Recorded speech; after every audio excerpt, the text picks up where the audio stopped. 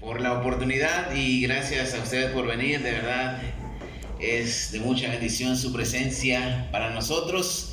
Así que en esta noche vamos a entrar a la palabra de Dios.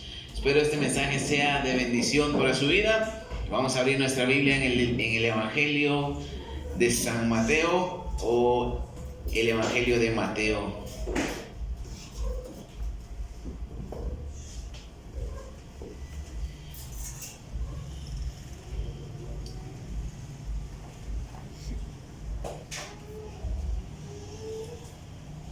Mateo 14 del 22 al 33. Aleluya.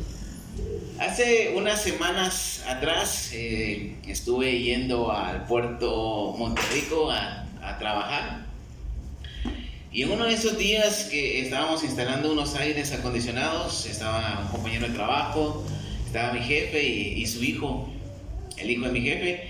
Y un día de esos, creo que fue un miércoles que no estuve acá, el hijo de mi jefe decidió pues, ir a meterse al mar a las 8 de la noche aproximadamente y empezó una tormenta grande, no se miraba nada prácticamente, y entonces dije, lo voy a acompañar pues, para que no esté solo ahí, porque ese mar es famoso porque se lo puede llevar a uno hacia adentro y uno se puede ahogar con facilidad. Entonces lo acompañé y dije, bueno, si nos morimos, que seamos los dos, no solo él.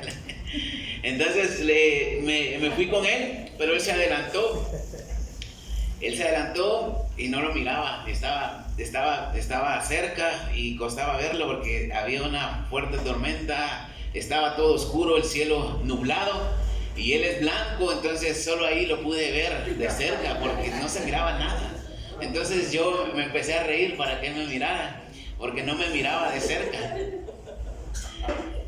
Y en ese momento, mis hermanos, cuando ya estaba con él, empezamos a estar en la orilla, me vino a la mente estas palabras. Con razón, los discípulos de Jesús se asustaron cuando lo vieron caminar sobre las aguas. No se miraba nada. Y me imaginé ese cuadro de alguien caminando sobre las aguas. Por eso sintieron miedo ellos. Ese día, miércoles, precisamente el pastor José Luis Gagiola, predicó un mensaje hablando del texto que vamos a leer.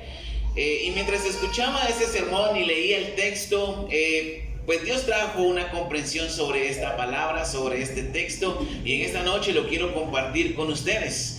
Esta noche fue una experiencia, por decirlo así, inolvidable, y pude comprender muchas cosas. El estar allí, en ese lugar, sin que se viera nada, pues llamó mi atención y me hizo comprender algunas cosas.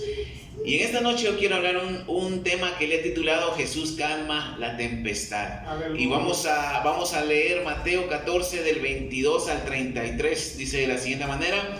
Yo lo voy a leer en la Nueva Biblia Vida y dice: mientras despedía a la multitud, Jesús les pidió a los discípulos que se subieran a la barca y que se fueran al otro lado del lago. Al quedarse solo, Jesús subió al monte a orar. La noche sorprendió a los discípulos en medio de las aguas agitadas y luchando contra vientos contrarios. A las 3 de la mañana Jesús se les acercó caminando sobre las aguas turbulentas. Los discípulos, al verlo, gritaron llenos de espanto: ¡es un fantasma! Pero Jesús inmediatamente les gritó: calma, no tengan miedo, soy yo. Señor, le respondió Pedro, si realmente eres tú, ordena que yo también camine sobre el agua y vaya hasta donde estás tú. Está bien, ven. Sin vacilar, Pedro salió por la borda y caminó sobre las aguas hacia Jesús, pero al percatarse de lo que hacía y de la inmensidad de las olas que le acechaban encima, sintió miedo y comenzó a hundirse. Señor, sálvame, gritó horrorizado. Extendiendo la mano, Jesús lo sujetó y dijo: hombre de poca fe, ¿por qué dudaste? Cuando subieron a la barca, los vientos cesaron. Los otros discípulos, maravillados, se arrodillaron y dijeron: no cabe duda que eres el Hijo de Dios. Y vamos a orar en esta noche. Gracias te doy, Dios, por la oportunidad de predicar tu palabra una vez más. Y en esta noche, Dios, te pido que abra nuestro entendimiento, Dios, y que este mensaje sea de bendición para nosotros. Háblanos por medio de tu Espíritu Santo, mi Dios, en esta noche. En el nombre de Jesús te doy las gracias. Y la iglesia de Dios dice un fuerte amén. Amén. Jesús calma la tempestad. Y en primer lugar quiero ver incredulidad ante un milagro. Vamos a ver esta misma historia, solo que en el libro de Marcos. Vayamos a Marcos, unas hojas adelante. Es muy interesante esta historia. Esta historia la podemos encontrar en Mateo, en Marcos y también en el libro de Juan, en el Evangelio de Juan. Y cada uno bajo su propia perspectiva y para a una audiencia diferente. Y ahora lo vamos a comprender.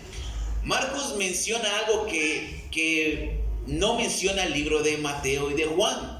Y es que dice el Evangelio de Marcos que cuando Jesús sube a la barca, la tempestad y la tormenta se calmaron automáticamente.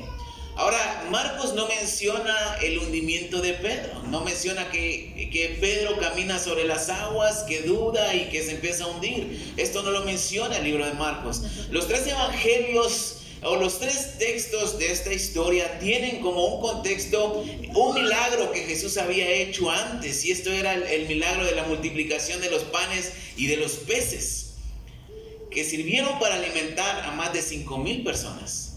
Porque la Biblia dice que fueron alimentados 5,000 y solamente fueron contados los hombres, faltaron los niños y las mujeres.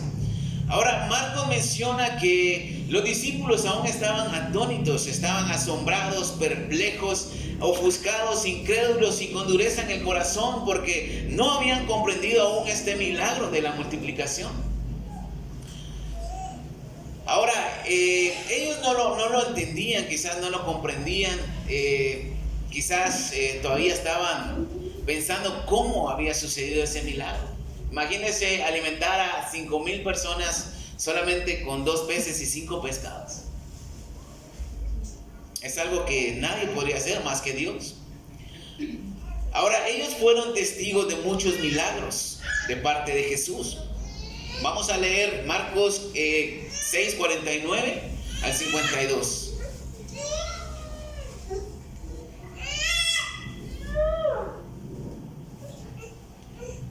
Dice de la siguiente manera: cuando los discípulos vieron que caminaba sobre el agua, gritaron de terror creyendo que era un fantasma, pues estaban muy espantados por lo que veían. Pero él enseguida les dijo: cálmense, soy yo, no tengan miedo. Cuando subió a la barca, el viento se calmó y los discípulos quedaron boquiabiertos, maravillados, porque todavía no entendían lo de los panes, pues tenían la mente ofuscada. No había una comprensión real acerca de este milagro. Ellos fueron testigos de muchos milagros de parte de Jesús.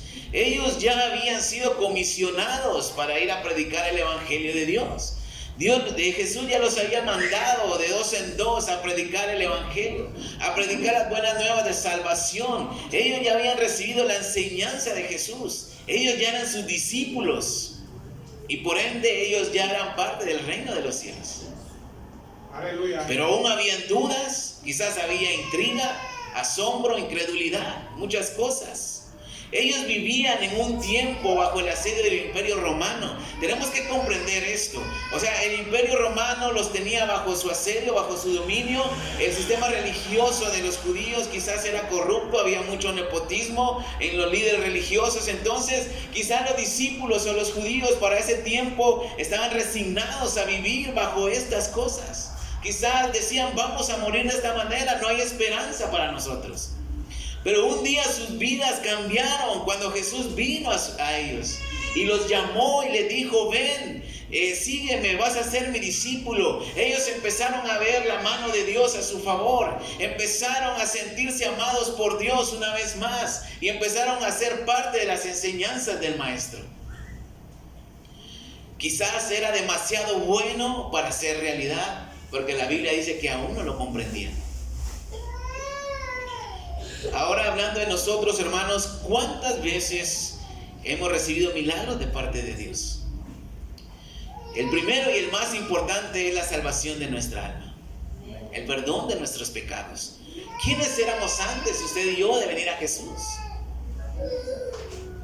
Nuestra vida ha dado un giro, un cambio ha ocurrido en nosotros. Gracias al milagro de la conversión, gracias a que un día nos predicaron el Evangelio, y esto lo sabemos muy bien. Sabemos que sin Cristo, mis hermanos, no sería posible que estuviéramos el día de hoy en este lugar. Y si somos sinceros en esta noche, podemos orar por milagros, creer que Dios va a obrar a nuestro favor, venir a la iglesia por amor a su obra, con una actitud humilde, con una buena actitud y disponibilidad en el corazón. Pero, puede que hasta este momento aún no sepamos con claridad quién es Jesús verdaderamente. O quizás no lo hemos conocido por lo que Él es. Aún con milagros recibidos, cambios en nosotros estando aquí en esta noche. Sabemos que necesitamos estar aquí. Sabemos que nos conviene porque ha ocurrido algo diferente en nosotros y ya no somos lo que éramos antes. Escuchamos la grandeza de Dios, de su poder, leemos la Biblia y hasta predicamos de lo que Dios es capaz de hacer, del poder de Dios, damos consejos, pero muchas veces eso no lo hacemos real para nosotros, no lo sentimos real en nuestra vida. Aún así podemos no tener una relación personal e íntima con Dios. Puede haber incredulidad, puede haber dureza en el corazón al no comprender su palabra y los milagros que hemos recibido. Simplemente esto limita el poder de Dios para nosotros. Puede ser un cristianismo de rutina, un cristianismo superficial, para estar alineados, para estar bien, pero con una falta de comprensión y una falta de relación personal con el Creador. Ahora, esto no es condenable. Estamos vulnerables a ello. Y no significa que nos vayamos al infierno con esto. Pero lo que sí es cierto, mis hermanos, es que nuestra mente es finita. Nuestra mente a veces no comprende el poder de Dios. Cuesta procesar su soberanía. Cuesta procesar las cosas que Dios hace por nosotros. Y nuestra mente no comprende lo grande que es Dios. Por eso a veces hay cuestiones, por eso a veces hay preguntas, dudas. Y esto, pues, por decirlo así, no es malo. Es algo normal en nosotros. Lo interesante, mis hermanos, es que Marcos, el libro de Marcos, va dirigido a una audiencia que desconocía mucho de las costumbres judías. Y el propósito de este libro era explicárselas, porque de esta manera, de esta forma, los creyentes no judíos de esa época entenderían la venida de Jesús como la culminación de la obra de Dios con Israel y el mundo entero. Entenderían el plan de salvación de Dios por medio de Jesús. Entonces, mis hermanos, esto nos invita a saber a cabalidad la razón de la venida de Jesús a este mundo. Jesús para nosotros debe ser nuestro Salvador, nuestro libertador, nuestro sanador, el que provee, el que nos guarda, el que nos abre caminos, quien nos devuelve la esperanza cuando la hemos perdido, quien nos ama sabiendo aún que somos pecadores. Eso es Jesús. Y debería ser Jesús para nosotros. Y sobre todo, quien se acerca a nosotros porque le interesa tener una relación personal con usted y conmigo. Ese es Jesús. Los discípulos estaban como Zacarías, el padre de Juan el Bautista. Ellos no podían tener hijos con su esposa. Pero un milagro sobrenatural vino. Elizabeth quedó embarazada y Zacarías no creía el milagro. Era un incrédulo y esto lo dejó mudo literalmente por meses, por no creer en lo que Dios podía hacer en su vida. Los discípulos no comprendían cómo Jesús multiplicó los panes y los peces, por eso había dudas en su corazón y dureza. Hay cosas que van a pasar en nuestra vida. Puertas se van a abrir, respuestas de Dios a oraciones que hemos hecho, un mover de Dios, y eso no es nada más que milagro de Dios para nosotros, que nos dejarán asombrados y atónitos y con dudas, aún recibiendo los milagros. Ahora, hay algo mucho más importante en el texto que Mateo nos quiere decir, algo que Marcos no menciona, como lo dije anteriormente, y es que Pedro caminó por unos momentos sobre el agua, pero también Mateo dice que se hunde por su falta de fe. Pero esto no es lo principal. No se trata de Pedro y su hazaña atrevida. Se trata de algo más importante, y ahorita lo vamos a ver. En segundo lugar, quiero hablar, Jesús camina sobre el mar, y volvamos al texto principal, Mateo 14.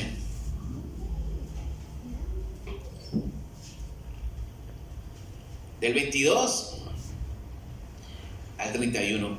Mientras despedía a la multitud, Jesús les pidió a los discípulos que se subieran a la barca y se fueran al otro lado del lago.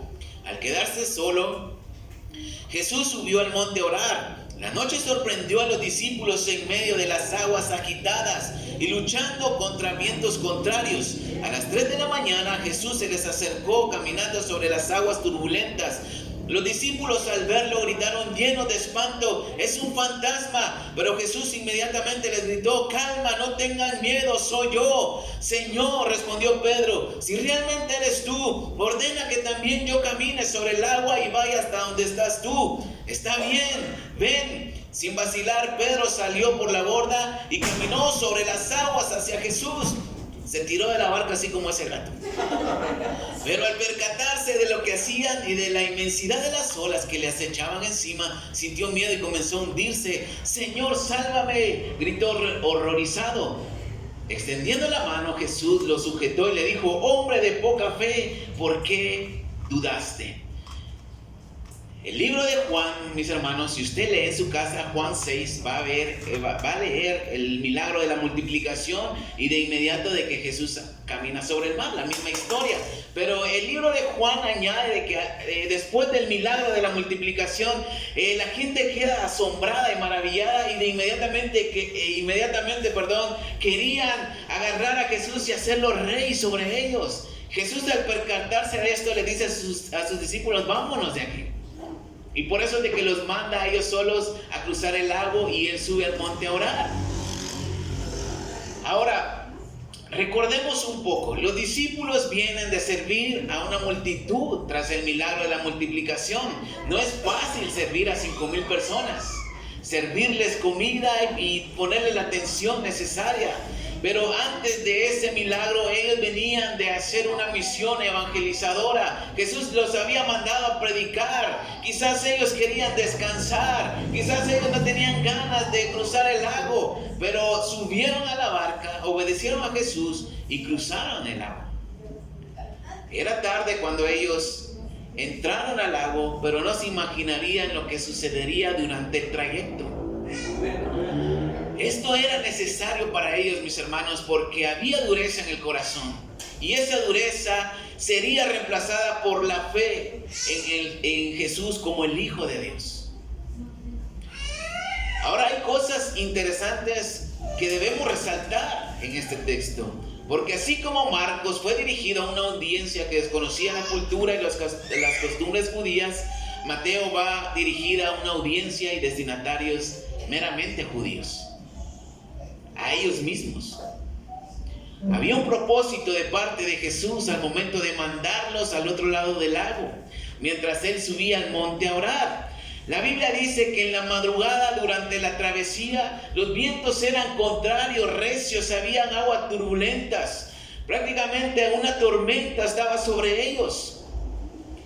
Estaban donde Jesús los había mandado y sin embargo los vientos contrarios como que impedían que ellos ejecutaran la orden y la voluntad de Jesús.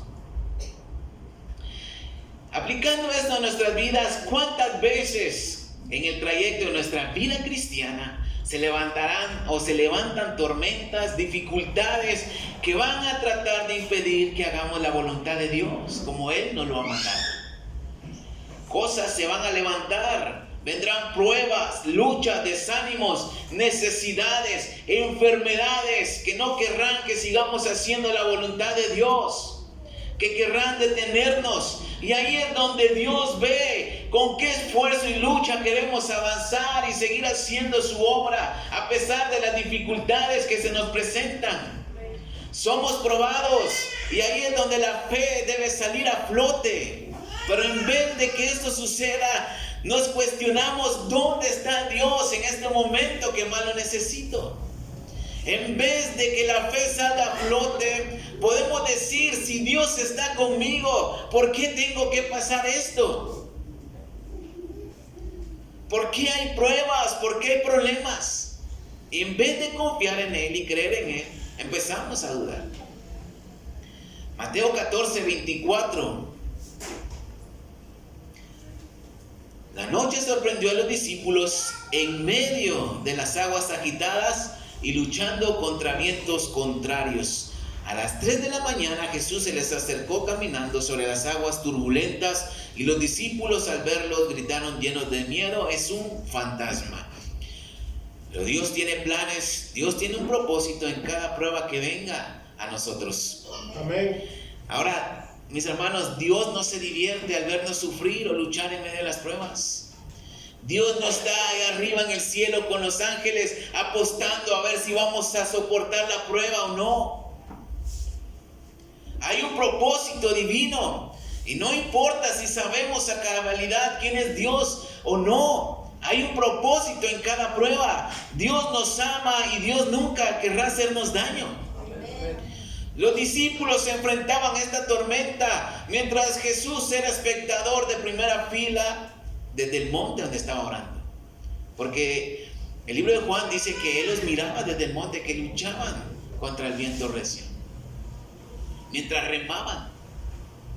Jesús no estaba comiendo poporopos y riéndose de sus discípulos. Jesús no decía para sí: esto les pasa por no creer en mí como el Hijo de Dios. Jesús tenía un propósito para ellos. Había un plan. Jesús sabía que ellos dudaban de Él y había dureza en su corazón, pero esto no le ofendía a Jesús. Más bien, por amor y misericordia, Él va a su encuentro cuando más ellos la estaban pasando mal. A veces nos asustamos por una lluvia fuerte que cae. Ahora imagínense estar en medio de las aguas, en medio de un mar, en una barca con viento contrario, con olas grandes y una tormenta. Debe ser horrible. A veces no comprendemos muchas de las cosas en nuestra vida cotidiana, en la vida espiritual. Y es ahí, mis hermanos, donde Dios se especializa para manifestarse en nuestra vida, demostrando quién Él es realmente y cómo podemos conocerlo a Él. Y no solamente un conocimiento adquirido que tengamos, sino que Él se quiere hacer real en nosotros, que tengamos una relación cercana e íntima con el Creador del universo. Ahora, ¿tiene necesidad Dios de nosotros? Claro que no. Sin embargo, por amor y misericordia, está dispuesto a hacer lo que sea necesario para que creamos en Él. Amén. Vamos a leer versículos 24 y 25 una vez más. La noche sorprendió a los discípulos en medio de las aguas agitadas y luchando contra vientos contrarios. A las 3 de la mañana Jesús se les acercó, caminando sobre las aguas turbulentas. Los discípulos al verlo gritaron llenos de espanto: es un fantasma. Ahora, el que Jesús caminara sobre las aguas agitadas tenía un propósito divino y lleno de gracia para sus discípulos. Y escúcheme bien en esta noche. Para muchos el enfoque principal puede ser Pedro pidiendo que Jesús lo mande a llamar para que camine sobre el agua. Pero para mí este no es el propósito principal del texto. Y sí, es una realidad, ocurrió, está registrado.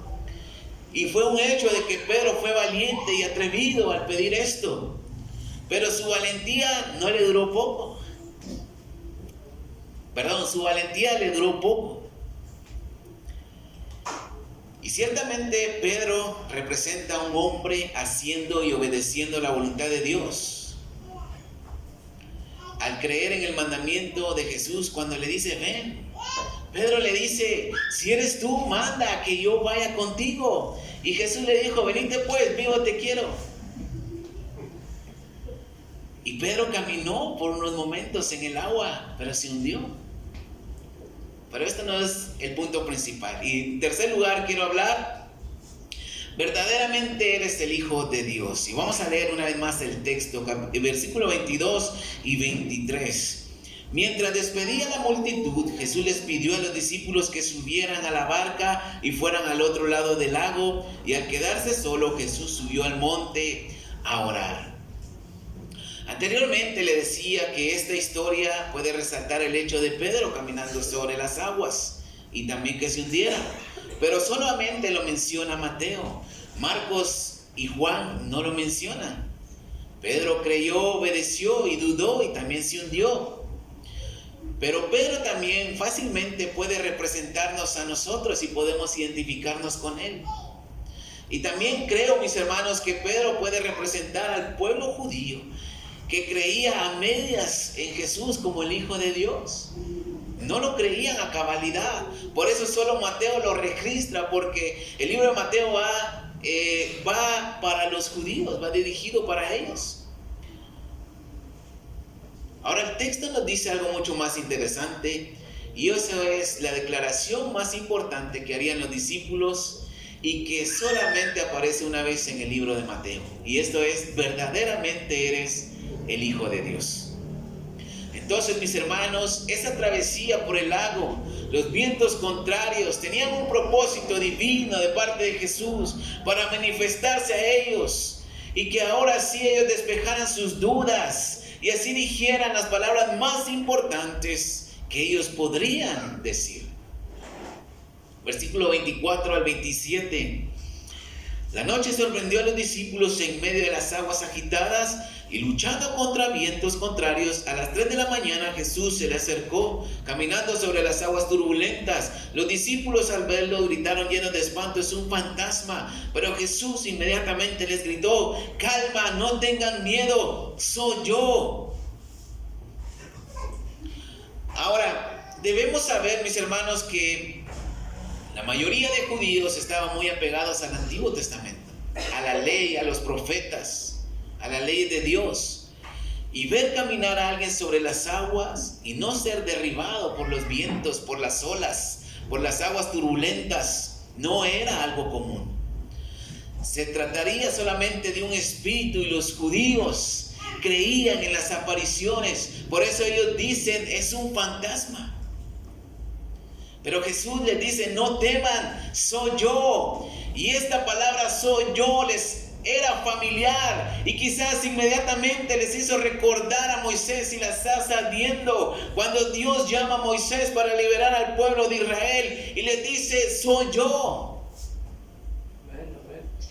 Y quizás recordaron el texto de Isaías 43 del 10 al 13, se lo voy a leer. Pero yo tengo testigos, oh Israel, dice el Señor. Ustedes son mis testigos, elegidos para conocerme y creerme, y para entender que solo yo soy Dios. No hay otro Dios, jamás lo hubo ni lo habrá. Yo soy el Señor y no hay otro Salvador. Siempre que han desechado a sus ídolos, yo les he mostrado mi poder. Con una palabra los he salvado. Me han visto hacerlo. Ustedes son mis testigos de que es verdad. Desde la eternidad hasta la eternidad, yo soy Dios y nadie puede contrariar lo que yo hago. Amén. Yo soy. Ustedes son mis testigos. Ustedes han visto mi poder. Yo soy el Dios. Entonces, mis hermanos, tiene un significado profundo y esperanzador, porque ellos sabían que el yo soy era Dios mismo personalizado en la persona de Jesús, valga la redundancia.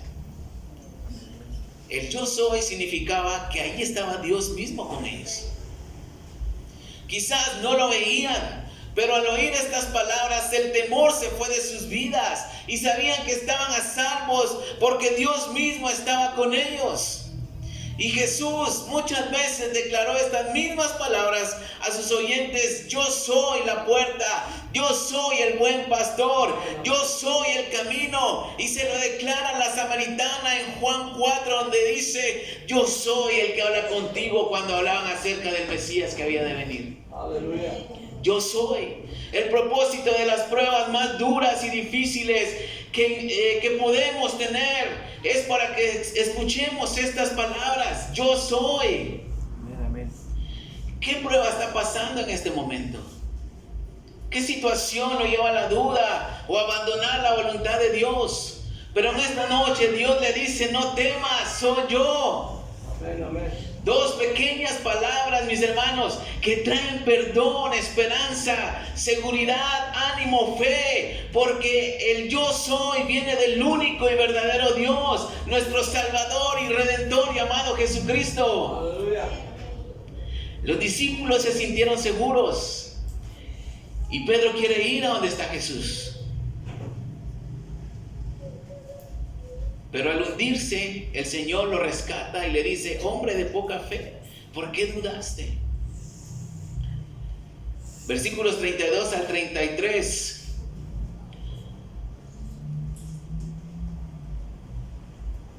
Sálvame, Señor, gritó horrorizado. Extendiendo la mano, Jesús lo sujetó y le dijo: hombre de poca fe, ¿por qué dudaste? Cuando subieron a la barca, los vientos cesaron. Los otros discípulos, maravillados, se arrodillaron y dijeron: no cabe duda que eres el Hijo de Dios. Los judíos conocían el Antiguo Testamento y sabían que solamente Dios tiene control sobre la naturaleza.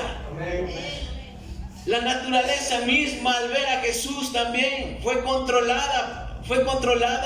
Jesús controló los vientos, las aguas agitadas, y ellos declaran: verdaderamente eres el Hijo de Dios. Ahora ya no se preguntaban como en Marcos 4, cuando la misma naturaleza obedece a Dios. Dice que cuando Jesús despierta, después de haberse quedado dormido en la barca de los discípulos, había grande tempestad, también la misma situación. Y cuando Él despierta y levanta sus brazos, la tempestad se calma y hay gran bonanza. Y ellos preguntan: ¿quién es este que la misma naturaleza le obedece? Ahora ya no se hacen esta pregunta, porque ahora ellos declaran: verdaderamente eres el Hijo de Dios. Porque ellos creyeron. En la situación más difícil de su vida, Jesús viene a su encuentro y ellos ven cómo la naturaleza misma obedece. Y ese era el propósito por la cual Dios les dice: crucen el lago. No era la casualidad que se levantara esa tormenta. Ellos sabían que verdaderamente Jesús era Dios mismo y que estaba allí como su Salvador prometido. El saber que Dios está con nosotros en medio de la dificultad hará saber en realidad quién es Dios para nosotros, porque veremos su poder y su majestad, y eso nos llevará a declarar su soberanía, y nuestra fe aumentará. Nuestra fe será más grande. Santiago 1:2, vamos a leer rápidamente. Santiago capítulo 1, versículo del 2 al 8. Cuando lo tenga, diga un fuerte amén. Amén, amén.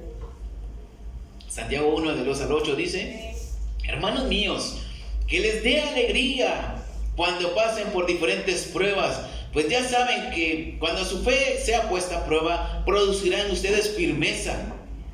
Y cuando se desarrolle completamente la firmeza, serán perfectos y maduros, sin que les falte nada. Si a alguno de ustedes le falta sabiduría, pídasela a Dios, y Él se la dará, porque Dios da a todos en abundancia, sin hacer ningún reproche. Pero debe pedirla con fe, sin dudar, ya que el que duda es como las olas del mar, que el viento agita y lleva de un lado a otro. El que es así, no piense que va a recibir alguna cosa del Señor, porque no es capaz de tomar decisiones, ni es constante en lo que hace. Cuando pasen por pruebas, alégrense, dice el apóstol Santiago. Cuando su fe sea puesta a prueba, producirán ustedes firmeza. Sentirse alegre en medio del sufrimiento, de la prueba o del dolor, pareciera contradictorio cuando se trata de servir a Dios, porque servimos a un Dios de amor. Entonces, ¿por qué vamos a sufrir? Pero Santiago no está hablando tonterías o cosas que se le ocurrieron, sino que él está hablando una realidad. Él está hablando algo para que comprendamos la palabra de Dios y esto haga más sentido en nuestra vida, en nuestro día a día. Que la prueba produzca alegría, Porque en medio de la prueba donde Dios se manifiesta en su divinidad para despejar toda duda en nosotros acerca de Él, es donde sabremos quién es Dios verdaderamente y cuál es su poder, porque le conoceremos personalmente de cerca y esto afirmará nuestra fe. Toda prueba tiene un propósito. ¿Cuántos dicen amén? Amén. Ahora, decisiones equivocadas no tienen nada que ver con propósitos divinos, sino más bien decisiones equivocadas traerá consecuencias y no se vale culpar a Dios por nuestras malas decisiones. Esto debemos saberlo, pero aún así, mis hermanos, Dios es misericordioso, que en medio del sufrimiento por consecuencias que vienen, Él viene a nuestro rescate para salvarnos, así como rescató a Pedro y le dio la mano y lo sacó del agua. De la misma forma, aunque decidamos mal, aunque estemos pasándola mal, Dios puede tener misericordia de nosotros. Amén. Yo estuve 2 años embargado del sueldo, recibiendo prácticamente 200 o 300 quetzales quincenales, con familia, deudas que pagar. Y sin embargo, hasta hoy en día puedo decirles que a pesar de las malas decisiones que tomé tiempo atrás, Dios tuvo misericordia, porque siempre suplió para pagar todas las deudas. Aleluya. Y los gastos. Vino una enfermedad a mi vida y casi muero el año pasado. Y en medio de esa dificultad pude ver la mano de Dios sanándome y dándome vida hasta el día de hoy. Aleluya. Y Romanos 8:28, si no estoy mal, dice que todo obra para bien para los que andan conforme al Espíritu y no conforme a los deseos de la carne. Ahora Dios, mis hermanos, usa cualquier dificultad para manifestarse a nosotros, como Él es el Todopoderoso y el Dios eterno. Ahora, para terminar en esta noche, Dios quiere manifestarse a su vida. Pero a veces, mis hermanos, hay pérdida de fe, de esperanza, de propósito de Dios para nosotros. Y esa relación de Dios, con Dios ya no es tan real como la escuchamos en predicaciones o la leemos en la palabra de Dios. Dios trae pruebas difíciles y otras no, pero todo es con un propósito. Y mis hermanos, una vez creamos y sepamos quién es Dios y lo que es capaz de hacer, creo que nunca nos alejaremos de la voluntad de Dios. ¿Ha perdido la fe usted en algún momento? ¿Ha perdido el propósito? ¿Hay desánimo en su vida? ¿Hay dureza en su corazón? Dios quiere una vez más devolverle ese propósito, esa fe, esa esperanza. En vez de cuestionar dónde está Dios y por qué permite que pase por esta situación, mejor pedirle a Dios que nos ayude y escuchar esa voz que dice: no temas, yo soy. Dios quiere tener una relación personal con cada uno.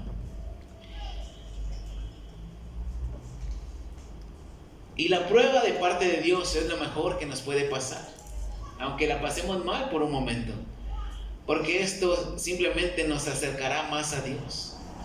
Los discípulos no la pasaron bien, pero al final Jesús vino a su encuentro. Y cuando ellos estaban asustados y aterrorizados, como dice la Biblia, Jesús les dijo: no teman, soy yo. Y ciertamente, mis hermanos, las pruebas y ver el poder de Dios en medio de las pruebas nos hará declarar y creer que Jesús es el Hijo de Dios. Amén. Denle un fuerte aplauso a Cristo Jesús. Gracias te damos, Señor, por tu palabra, mi Dios. Gracias por manifestarte a nuestras vidas. Gracias.